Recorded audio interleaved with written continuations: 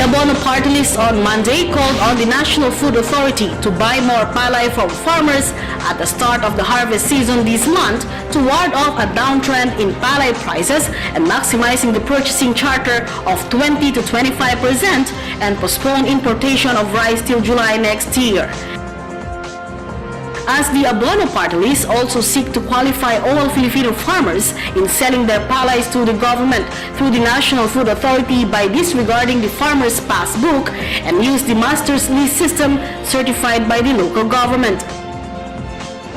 Engineer Rosendo So, president of the Eastern Pangasinan Filipino-Chinese Chamber of Commerce and Industry and the founder of the Abono Party List, told Pangasinan Today the Abono Party List is asking the government to at least purchase 20 to 25% of the total harvest palays all over the country, contesting the actual charter of the National Food Authority, which is only 12% of the total harvest. This will at least stable the buying price of palay from the farmers at 17 pesos per kilo. At present, the government is only purchasing 5% of the total harvest of palays from the farmers, which is not helping the Filipino farmers from the high cost of farm inputs.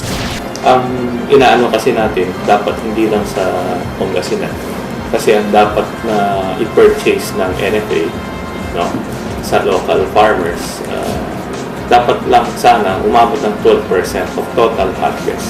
Yun ang nakita natin na dapat yung nasa charter ng NFA, no? Na dapat bumili sila ng 12%. Pero ang hinihingi ng Abono Party List, sana bumili ng 20 to 25% of total harvest. Ang ano natin is para yung palay, yung support sa farmers kung 17 pesos, medyo mag-stable sa 17. Kasi kung hindi sila bumili ng ganung laking amount, yung bibili lang nila is less around 5%. So yung the rest of the stock talagang hindi tataas yun. Hindi na bibili. So ang inaano natin kasi last season nalugi ang mga trader and mga rice miller. Bumili sila ng 20 pesos, no? Ang presyo dapat noon is nasa kung 20 pesos ang bigas sana nasa 1.6 yan, no?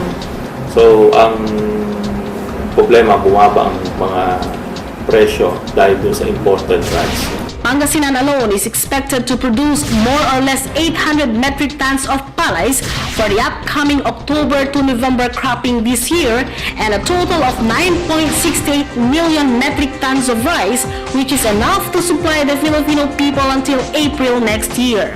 So, kaya ang fallback na lang natin is dapat bumili ang NFA para at least matulungan yung mga farmers. Huwag na silang bumili muna ng imported rice in which ang production natin for buong Pilipinas, no, aabot ng 9.68 million metric tons, in which kaya yun up to April o dapat kung mag-import man sila late June na. Kasi yung ha-harvest ngayon ng October, November, magtatanim ulit yan yung some of the farmers, no? So, ang estimate irrigated area ng buong Pilipinas is almost 1.2 million hectares. So, kung ita-times mo ng 4 tons yan, yung aanihin nun is aabot ng additional 2 months. So, up to June next year yung stock natin. I hope, no? Kasi ang concentration kasi nila kung nasa importation, ang tinutulungan natin yung foreign farmer, hindi yung local farmer natin. So we hope na yung laban natin mapakinggan and matulungan yung local farmers natin. So reiterated that Abono Party List is now preparing to question the budget allocations for the importation of rice in this coming 2009 budget deliberation at the plenary. Meanwhile, Secretary Art Ruyop has initially instructed the National Food Authority in Pangasinan to consider the master's list system in identifying the farmers where the palays will be bought by the government, but has not yet stated if they will purchase the volume requested by the Abono Party List, which is 20 to 25% of the total harvest. So said that a move in the House of Representatives to put this in detailed manner in a form of privileged speech is expected one of these days. I hope, no? Kasi ang concentration kasi nila kung nasa importation, ang tinutulungan natin yung foreign farmer, hindi yung local farmer natin. So we hope na yung laban natin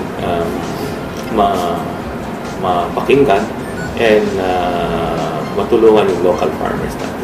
Do you intend na dalhin din sa sa plenary? Yeah, inaayos namin. So, itong budget hearing for next year, 2009. iano namin, bakit, question natin yan, bakit ganun nangyayari na yung purpose ng NFA nawawala talaga. Bringing you facts, Jenny Hidalgo reporting.